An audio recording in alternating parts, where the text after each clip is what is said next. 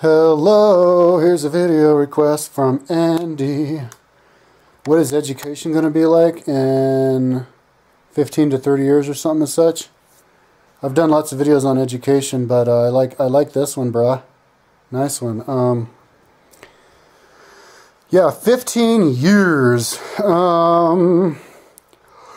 Excuse me, boy. Well, I graduated high school in '92, so that's 21 years ago. Lord and Savior. I've lived more years since high school than I did from when I was born till high school. It's kind of trippy to think about because so much change. You change so much, and so much wacky stuff happens between you're born and then you graduate high school. But so it's been a while. So I guess I mean, I think, and I know high school has changed a lot since I graduated. So let's just talk about that, and then we'll project forward. Somebody's calling me. Hang on. I answered that wrong. I don't know how to answer phones right. You have to swipe it to the right to answer. Anyways, whatever.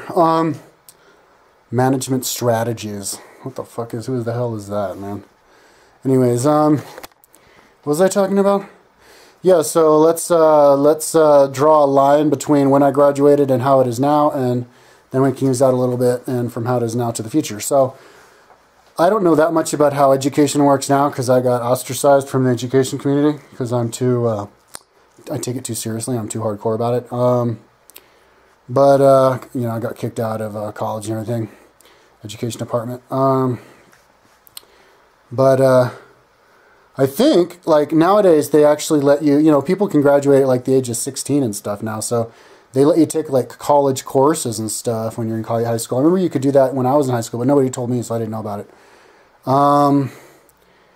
And so they're kind of putting, and they're also having charter schools, so special schools for specific kinds of kids. And they had those, like, right after I graduated high school. My brother's, like, 5.5 years younger than me, I guess 6 years behind me in school. I think he graduated in '98, yeah, so 6 years behind me. And he went to one of these special charter schools. He went to the school for the weird kids. They're all like artistic kids or whatever. So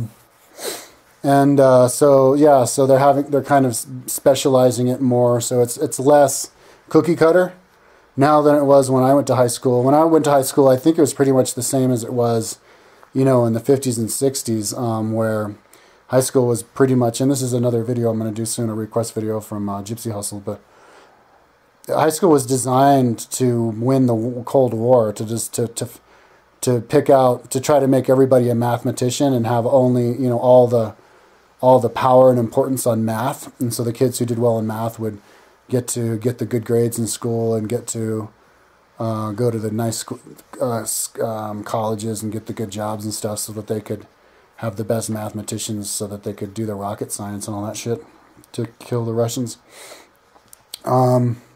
And, you know, to weed out all of the free thinkers and make sure that they were ostracized from society.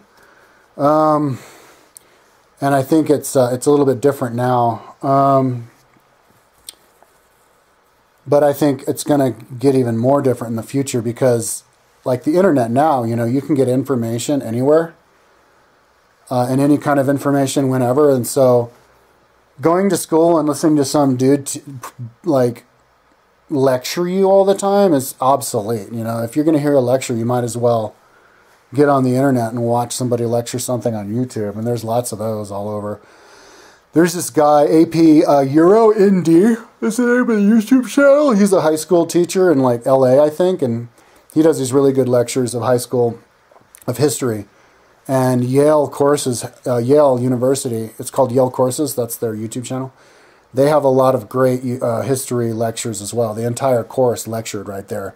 They just don't show the actual pictures on the slides because there's copyright, and they don't. And I think you can even log on and do the homework they give you. I tried and I couldn't find it because people aren't that good at organizing websites. But yeah, it was pretty cool. So you know, if lectures aren't that important, I'm sure. I imagine. Well, you know, going forward, schools are going to have a lot less to do with just showing up to hear the teacher lecture and more showing up to hear the fellow students interact with each other. My senior thesis paper for education department, the paper that got me kicked out, was designed to make term papers for the kids, where you would do a term paper that is also a presentation of your subject. And so it starts out with all the kids sitting in a circle, and they all brainstorm on what they're interested in, what they want to do with their paper on. So they all go in a circle and talk about that, and then they give each other ideas, and then they make the note cards, and then they organize the note cards with all the information that they want to do, and then they do the rough draft, and then it's actually on my website. My paper's on my website. It's just really fucked up because when I transferred it from this was in the days when they had floppy disks, and I put the floppy disk on a Mac, and then when it transferred from the Mac, my mom got some computer dude to transfer it from a Mac before the Mac died to a normal disk to format for a normal computer, and it got like words fused together and invented new symbols, X's and triangles and shit. So a lot of it was mixed up, but you can kind of get the gist of it on my website. I don't know exactly where it is on my website. I guess education or something, but the idea is, then you do the rough draft, and then you do the second and third rough draft, and then you give the actual verbal presentation to the school. So to the rest of your classmates. That is where education is really interesting, because then you can get feedback from your fellow classmates, and kids can grow up to learning how to give positive feedback to each other and encourage each other, rather than insult them anonymously and try to knock kids down who actually do stuff and try and create, which is the kind of people who we have now running around the world. And I think a lot of kids, young people, are doing the trolling too. So I don't, we haven't gotten there yet. But so that will be basically what school's all about. Now, as far as grades are going to be obsolete, I think, in 15 to 40 years. Starting in 15 and 40 years are going to be. There's not going to be any more A, B, C, D, D minus, F. I got a D minus for the whole class that I did the class that paper on.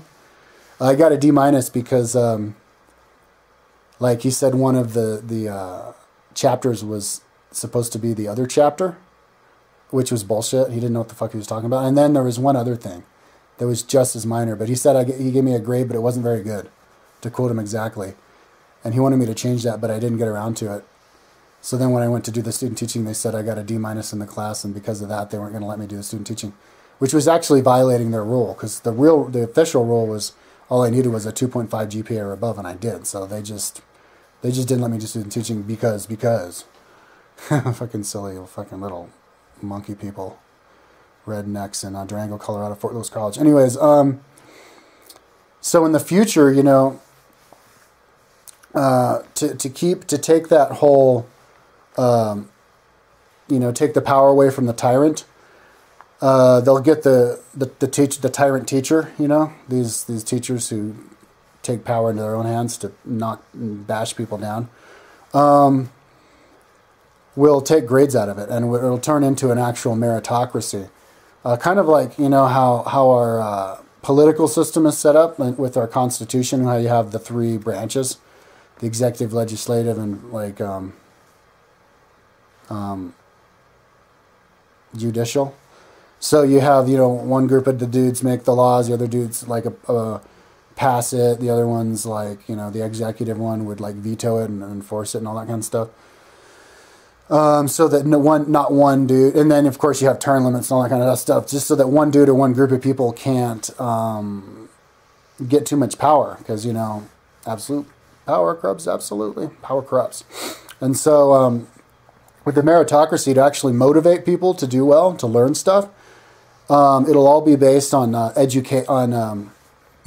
smart you are, not how much of an ass licker you are, but how smart you are. So it'll be based on tests, where the tests you can take whenever you want. Like when I went to school, you could only take the test one day. one period, one day. And if you missed it, you're fucked. Or you could like try to retake it one day, but then that'd be a scheduled thing. And then if you miss that, then you can't take it again, But now we have the technology so that you can go into the testing room with the cameras around to make sure you don't cheat, and the timer, to give you the proper time and stuff. And you just go and you can take whatever test whenever you want. And they'll have a whole list of government sponsored tests, standardized tests in all the different subjects that people can take at any point in their life, Because, like nowadays you would have like, oh, did you hear about the 80-year-old, a couple years ago, did you hear about the 80-year-old man in South Africa who went back to school and graduated high school, And like, I guess last month, Marky Mark went back to high school, like on online diploma, and got his high school diploma. Whoop-de-doo. And kids do like the online diploma and shit. So it's all about the diploma. But in the future, it's going to be all about how smart you are. All about, and this will be started pretty soon, all about how well you perform in the standardized tests. So I'm going to create the National History Test with my timeline. And that'll be out in about 5 years if I keep my nose at the grindstone. And it's just a fill-in-the-blank test with the various fill-in-the-blanks based on different point system, like kings are a certain amount of points, wars are a certain point, natural catastrophe, certain point. And then there'll be another section, which will be another test, but there'll be the comprehension test where you draw out, you list patterns, like what is the 19th century equivalent to this action? What did this political party morph into 100 years later? What is this personality archetype morph into? What did this job turn into? What did this musical instrument turn into? This kind of thing. What was the cause of this war, that war, and that war? Just really black and white, straightforward. And you just go and take the test, and you're based on a point system on how many tests you took, which will motivate people to take different tests. And then you're going to have a point system, your averages on all the tests, and then your best tests, kind of like Strava is set up. You'd have like the longest, it's all registered, the longest ride you did, the most calories you burnt, and what place you are in this segment, in this little ride segment. It'll be the same thing with education, like what place you are nationally in the big history tests, what place you are in state, what place you are by age, by sex. You can just organize it all through. And you put that, and so when somebody wants to hire somebody for a job and they want to know what their skills are, they just plug their name in and they can just compare it in all these different rubrics, if that's the right word. And, and decide like who's the best based on that. And then, of course, the interview them, see how their personality is. But so you're going to have history, the main history test, and there'll be all sorts of little sub-history tests, because history is the most important subject. And then you're going to have, philosophy, you're going to have languages, you're going to have engineering, math, law will be a really important one, just behind history. Political, chemistry, physics, future prediction, like people can actually register in the website and predict future events and then have an actual point system on how well they are. And that'll help people distinguish who are going to be the best performers in politics and stuff. I was listening to Jesse Ventura talk recently, and he was talking about the Kennedy assassination. He's like, yeah, Lee Harvey Oswald, he wasn't a sniper. He was a pencil pusher. And, the military isn't dumb. When you enter the military, they give you a bunch of tests, and they find out what you're good at. Well, that's what it'll be in the job world. So you just go in, you take all the tests, and that it's not even about, like, how talented you are, It's puts even more power into the hands of the student. It's about how much you try, If you take a whole bunch of tests, like, oh wow, this guy has taken all 500 of the national recognized tests, and you don't have to. You could go to the test centers. That'll probably be in the beginning, but then you can take the test in your house. They just set up a system where you film yourself, and you have to, and you just put the clock.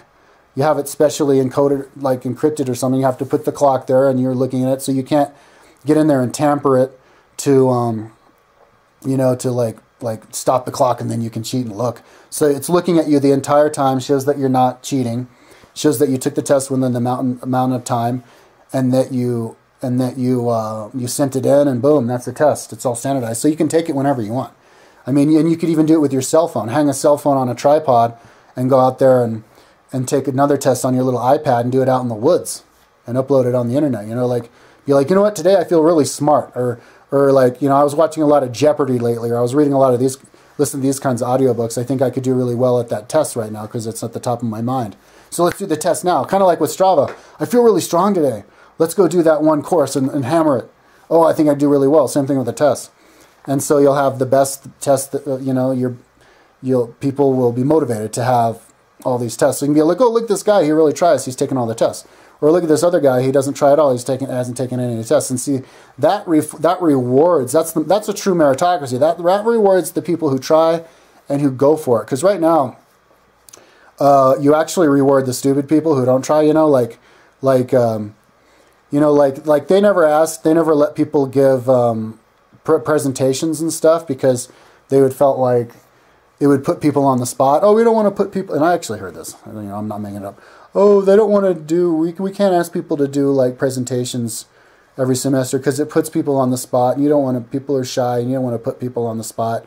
So let's not allow anybody, give any extra credit or let anybody's GPA go up or anything for giving a presentation. You know, like if somebody wants to get in front of the class and you know, do a little, you know, their presentation on something. I remember when I was in high school, they'd ask us to do presentations on stuff, and I'd be like, yippee, yay, it was my favorite part.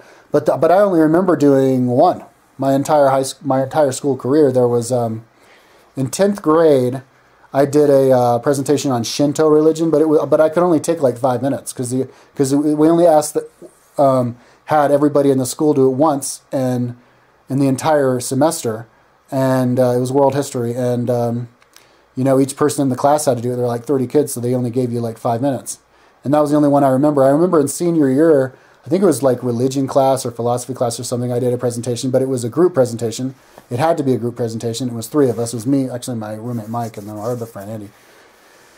And that's all I remember. You know, the rest of school was all about watching the teacher go blabbity blab, and then every few weeks you would take the multiple choice test on this particular day, and that's it.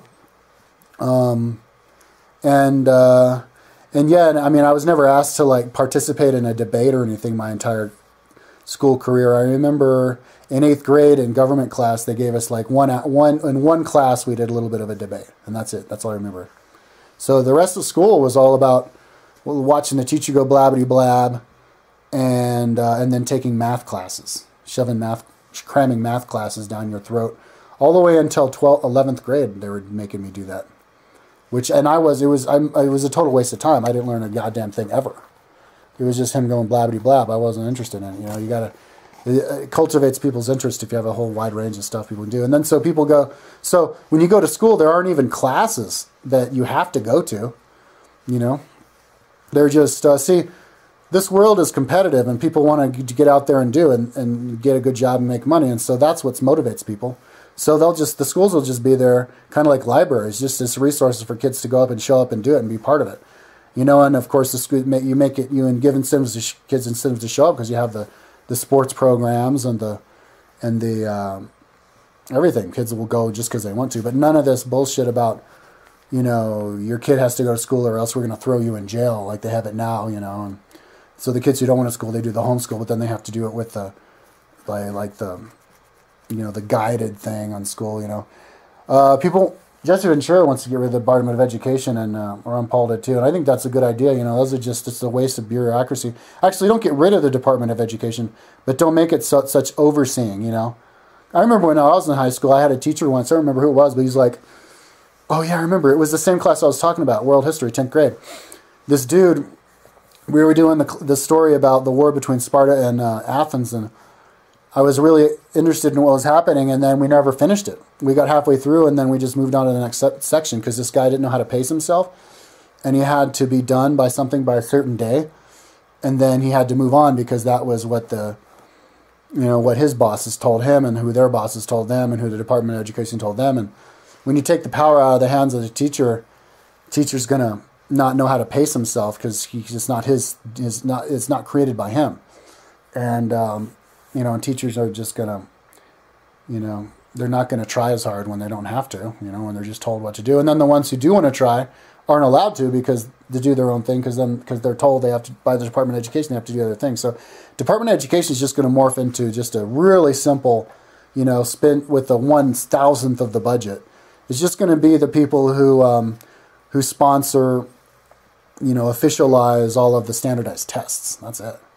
And from there on in, everybody, our tax money, our local taxes pay for the schools, and everybody's on their own, man. You hire the teachers, and all the money that we save on the Department of Education, all the bureaucracy, you then put that into the salaries of the teachers, because teacher salaries are going to go up because it's the oldest profession, it's the most important profession. Historically, it's the most important profession.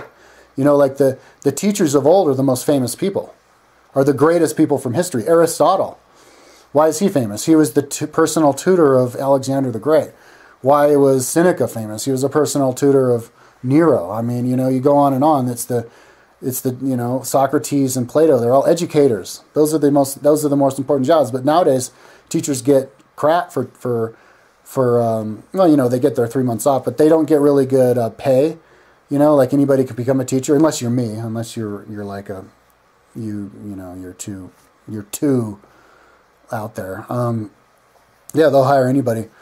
And they need more teachers and all this kind of stuff because, people can make more money doing other things. And so you just give people the incentive by paying teachers more money and giving them more freedom. And so then it motivates people to actually, because it's fun to be a teacher, because it gives you reason to learn a lot and be a well-rounded person and be learning a lot, knowing a lot, and getting paid to learn is the ultimate job. It's kind of like, people getting paid a shitload of money to act. It's a fun job and it pays a lot.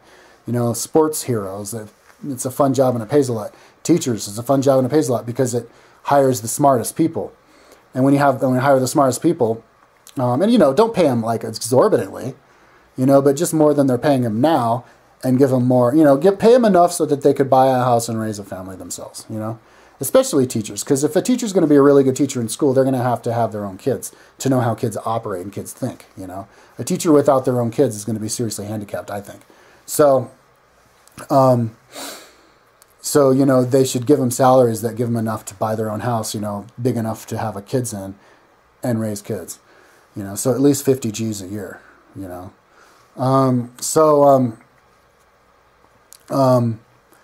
they'll pay more and it'll be more prestigious in the future, teaching jobs, teachers, high school teachers. And now higher education. A lot of universities are going to go out of business because right now it's overbloated. It's way bloated. Most college graduates get jobs that you don't even require a college education. People go to college just to get the degree, not the education. That's why my parents pushed me to go to college. I begged them every year, "Don't make me go. I'm so boring." It would actually make me depressed. And they were like, "No, you can do it. Power through." And they were helping me pay for it. They were paying my rent and my food and stuff. I had to pay for the actual tuition that I paid $6,000 when I got out. It was only $800 a semester, but I didn't know that. They somehow got me to take out a college loan in a way that I didn't know. And when I graduated, they're like, "Oh, you got this loan." I was like, "I do? Oh shit." Anyways,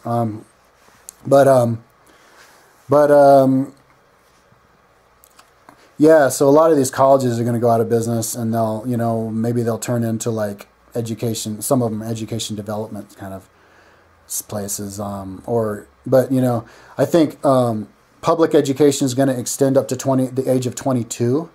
Because that's when people are expected to study. With college, you're supposed to be done by college by the age of 22. People, the drinking age is 21, so you're kind of a kid until you're 22. Some high school teacher justifying why I should have gotten kicked out of the high school as their tutor said that you gain maturity at the age of 22 or something like that. They busted me because I peed. They busted me peeing behind some shit. I didn't think anybody could notice. I was only 19 years old anyways. That's one of the other reasons I got kicked out. Probably. That's not the official reason, but anyways, so college will evaporate.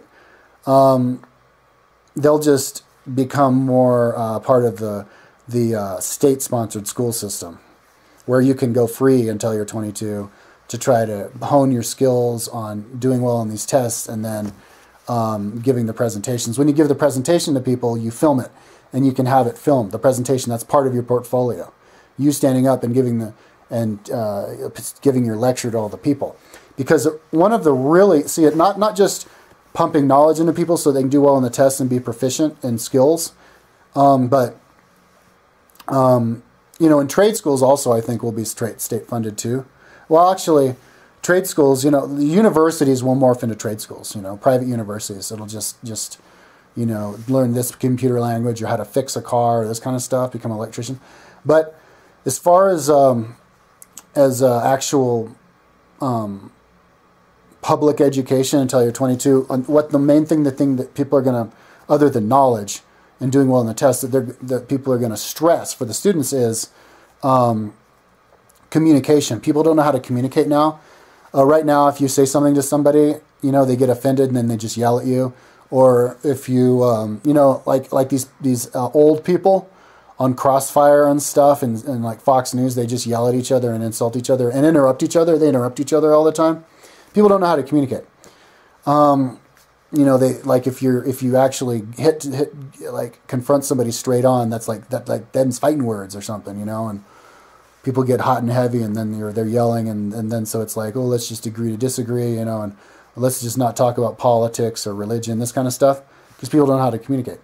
So that'll just be part of teaching people how to communicate, is having people give those presentations all the way growing up through school, from when they're little.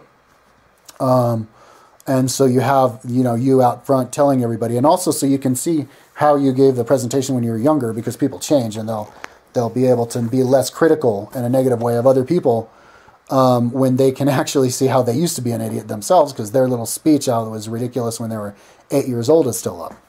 And then people will, so they can kind of, all of their weaknesses are shown, so then they won't try to point out other people's weaknesses, because then they'll just point out their weaknesses. And so people will learn how to, you see the glass as being half full instead of half empty. They'll see the positive aspects of everybody and try to pump that up, and try to understand each other more. So, so giving your presentation on what you're interested in will be definitely an important aspect of school, and that's what people will do when they show up at school. One of the things they do, it'll make academics kind of like sports. It's like, oh, you did a great speech. You did the greatest speech since the history. People will vote on it. The greatest speech in history of the school presentation will be posted up on the wall. 97% approval rating from the students at the school. So they'll always be voting on each other, and they can vote on each other anonymously. And so yeah, there's something else I was going to talk about. The future education. Presentations. Oh yeah, with the technology that we have now, people can. Oh yeah, developing a personal website. And also the practicality of it. We will everything. See, it'll be in the transparency. People, ever since they're born, will know what is expected of them. So there won't be any grades. You'll have the grades as far as participating in different classes and stuff based on how old you are, but there won't be any distinguishing on how old you are, your grades based on, what the subject that you're talking about is, and how well, and what test you're going to take. They'll just have different tests. The simple, like the history test. The one that you can be done with, and that only shows like the surface stuff, the simple stuff that you can be done with in 5 minutes, and then the 10-minute version. So it's just different ones designed for different ages, like the little, the 7-year-olds. This is the history test for the 7-year-olds. This is one for the 8-year-olds, and so, but anybody can do any age group. So you can go as far up as you want. But see, people will know what's expected of them since they're very small, so that there will be like the sky will be the limit, so that they will be motivated to move up the ladder as fast or as slow as they want. And and it's impossible, but that won't like motivate people to like overwork, or try too much on one thing, because there'll be such a wide range of different subjects to study and learn that people just naturally will just do it by the, the subjects, and learn by the recommended settings set forth by the Department of Education. Just like by the age of 18, you should be able to do get this score in this history test. You should have done a speech on one thing of this subject, history subject. You should have 3 15-page papers under your belt, this kind of thing. But then you can just do as many as you want. But your whole portfolio is your personal website. So you'll have you'll have a section that has, there's like a link to the like Strava. The link to your test scores will be right there on your personal website, with like the 5 best scores right there on your front page. And each page will be like a different subject. Here's your history page, and then your written page with all your written papers, and then your presentation page that shows the video of you, and then your front page can show like a picture of you, and then all of your little artwork, and everything about you is right there on the personal website, so that people will be, motivated to share themselves and to study up on each other. Like if somebody's applying for a job, you can just go to their personal website and see what they share. Nobody has a personal website these days, and the people who do, there's not much information on there. It's just like a couple of pictures, and that's it. There's nothing about what they wrote, no videos of them, no nothing. But in the future, it'll be like a whole wide range of information. The closest thing to what the personal website of everybody's going to have in the future that I know of is actually my personal website, kylepounds.com. Check it out. It has, my life story written, has links to my YouTube videos. It has different creations I've made. It has my college paper on there. It has like as much wide range of information about myself as I can. But, unfortunately, people aren't used to that, so they go there and then they get freaked out and then they actually use it against me. But in the future, and besides, my personal website is kind of in an unfinished state. All the pages are in an unfinished state because I worked on all of them at the same time, because I didn't have the time to work on it since I was a little kid. I had to work on it myself. And then, I had to deal with like not very good technology and all this kind of stuff. But in a year, it'll be better. In a couple of years, in 5 years, it'll be really good.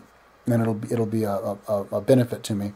But in the future, once people get used to it and they get, they start giving people points for getting out there and sharing rather than taking points away from them, then, that'll be an essential part of the education process, helping people develop their personal website.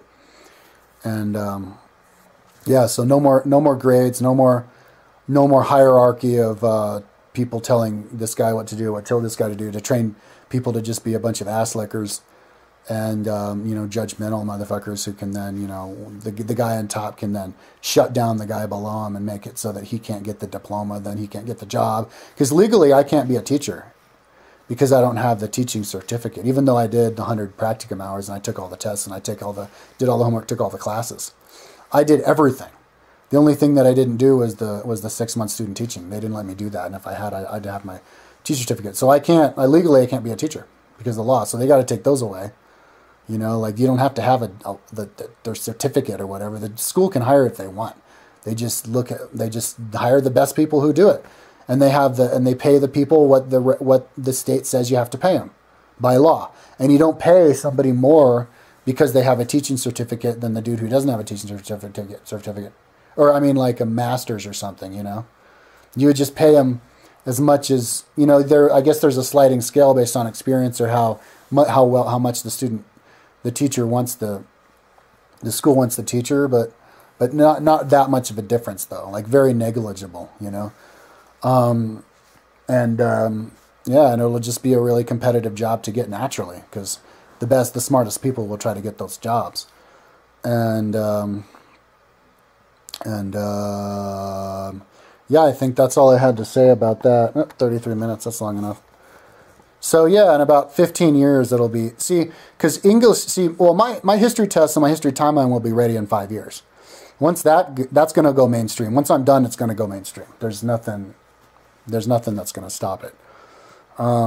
It's going to go viral. And then people are going to realize the value of a wide range of knowledge and, bouncing around from this subject to that subject and how it all ties together. And and then people will be like more motivated, and the technology will be there, and it'll be so transparent. You know, and right now people like do, you know, YouTube. They're using their real names. Facebook, it shares so much information about people. I mean, on YouTube, it actually publicly shows who you're subscribed to. You know, by default. I looked one day, and all of a sudden, if you're not my subscriber, you go on my website and you see who on my YouTube channel, you see how much I subscribe to. You know, transparency is going to pump up so much that people will be ready for what I'm talking about within about 15 years. For sure. And then it'll just carry on from that and be mainstream. It'll start in America. America is going to be the first country to have this new educational system. People say America is not the, you know, like 25th in education or whatever. But that's like math. That's shit that doesn't mean anything. You know, like the Koreans are the best at math. So what? Koreans are idiots. That doesn't help you at all. It may help you a little bit with your ability to think certain ways, but nothing like thinking for yourself and communicating. And that's why America is the country that invented all the stuff that we use, you know, all the computer languages, computers, you know, all the social networking, all the everything. The only people making YouTube videos are Americans, pretty much. So we're going to lead the way for the new educational system, followed by the other countries. And yeah, so by like 20, 30 years, all the countries will be doing it like America. And so we're gonna have the smartest people in politics because it'll be transparent. We'll vote for the right people. All the political parties are going to be gone. We're going to have a utopia, you know, because we're all going to be smart. Yeah, that's going to be awesome. Okay, peace out.